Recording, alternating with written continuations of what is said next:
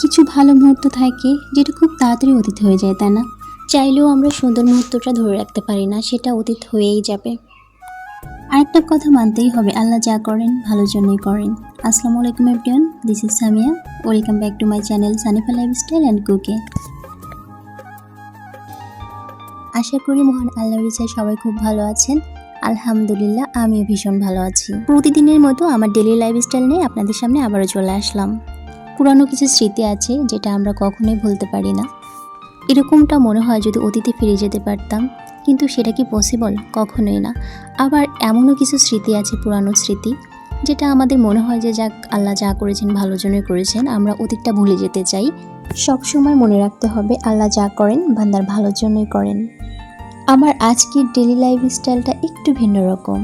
ফোনে পুরাতন কিছু স্মৃতি ছিল, সময়ের অভাবে আপলোড করা হয়নি, তাই ভাবলাম যে আজকে আপনাদের সঙ্গে শেয়ার করি। সংসারে কাজ করার পরে ঘরের ভিতর একাই থাকা লাগে, নিজেকে অনেক বোর লাগে। সেজন্য হাজব্যান্ডের ছুটি থাকলে হাজব্যান্ডের সঙ্গে আমরা ঘুরতে বের হই। সংসারের সব কাজ কমপ্লিট করে দেন একটু ভিডিও করে নিয়েছিলাম। এরপরে আমরা রেডি হয়ে বের হয়ে গেছিলাম ঘুরতে। নদীর পাড়ে ঘুরতে গিয়েছিলাম। অসাধারণ দৃশ্য আর এত বাতাস, ভীষণ ভালো লাগে। মনে হচ্ছে যে কাছ থেকে আকাশটা ছোঁয়া যাবে। এখানে যাওয়ার পরে আর বাসায় ফিরতেই মন চাচ্ছিল না, এতটা বাতাস। খুব সুন্দর একটা মুহূর্ত কাটিয়েছি আমরা সবাই। নদীতে এত থই থই পানি, এই পানি যে হঠাৎ করে শুকিয়ে যাবে এটা আমি আশা করি নাই। হঠাৎ করে দেখি পানি শুকিয়ে গিয়েছে, এত পানি। পরে জানতে পারলাম যে এটা জোয়ার ভাটার পানি। যখন জোয়ার আসে পানিতে ভরে যায়, আর ভাটা নামলে পানি চলে যায়। এই সুন্দর মুহূর্তটা যখন ফোনে সেভ করে রেখেছিলাম, এরপরে যখন দেখেছি ভীষণ ভালো লেগেছে। আসলে সময়ের অভাবে আপলোড করতে পারি নাই, আর বারবার কেন জানি অতীতের স্মৃতিতে আটকে যাচ্ছিলাম। নদীতে ঘুরতে আসার পরে কিছু জিনিস আমার কাছে ইন্টারেস্টিং লেগেছে। সেটা একটা ছাগল দেখলাম সাঁতার কাটছিল।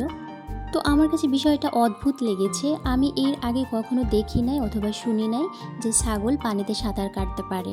একজন আঙ্কেল সাইড থেকে বলল, ছাগলটা যখন ওপারে ঘাস খেতে গিয়েছিল তখন পানি ছিল না, ফেরার সময় পানিতে ভরে গিয়েছে, কারণ এটা জোয়ারের পানি, আর যখন ভাটা আসবে তখন পানি নেমে চলে যাবে। ছাগলের সাঁতার কাটা দেখে আমি বুঝতে পেরে গিয়েছিলাম যে এর আগে পরে এভাবে সাঁতার কাটার অভিজ্ঞতা আছে। তারপর তো শুনতেই পেলাম যে এভাবেই এরা ঘাস খেতে যায়, আর যখন পানি চলে আসে এভাবে সাঁতরেই তীরে চলে যায়।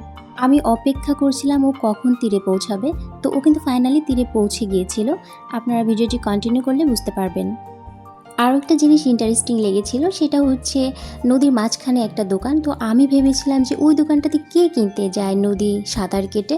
তো তারপরে তো জানতেই পারলাম যে এটা জোয়ারের পানি, ভাটা নামলে সবাই ওই দোকানটা থেকে কিনে খায়। সো বন্ধুরা, দেখতে পাচ্ছেন ছাগলটা কিন্তু ফাইনালি তীরে পৌঁছে গিয়েছে। আসলেই নদীতে ঘুরতে আসার মজাই আলাদা, ভীষণ ভালো লাগে। আমার কিন্তু অসাধারণ লেগেছে, আর এই অসাধারণ মুহূর্তটা আপনাদের সঙ্গে শেয়ার করলাম। নদীর মাঝখানে খুব সুন্দর পার্কের মতো করেছে, ভীষণ ভালো লাগছে দেখতে।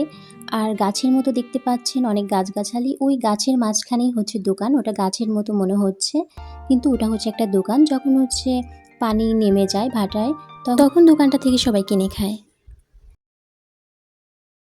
থই থই পানি, আকাশ, বাতাস সব মিলে অসাধারণ লাগছিল। আরেকটা জিনিস আপনাদের দেখাতে পারলে ভালো হতো, সেটা এই পানিগুলো হঠাৎ করে ভাটা নেমে গিয়েছিল। তো সেটা আমি ক্যামেরাতে শ্যুট করতে পারি নাই। এর কারণ আমার ক্যামেরাতে স্পেস ছিল না, আর ফোন ক্লিন করতে একটু টাইম লাগবে। তখন রাত হয়ে যাচ্ছিল, বাসায় ফিরতে হবে, সেজন্য আর ভিডিও করা হয়নি। সো ফ্রেন্ডস, এটাই ছিল আমার আজকের ভিডিও। আজকের মতো এখানে বিদায় নেব। দোয়া করি সবাই সুস্থ থাকবেন, ভালো থাকবেন। আপনারাও আমার ফ্যামিলি এবং আমার জন্য দোয়া করবেন। আল্লাহ হাফেজ। Thanks for watching.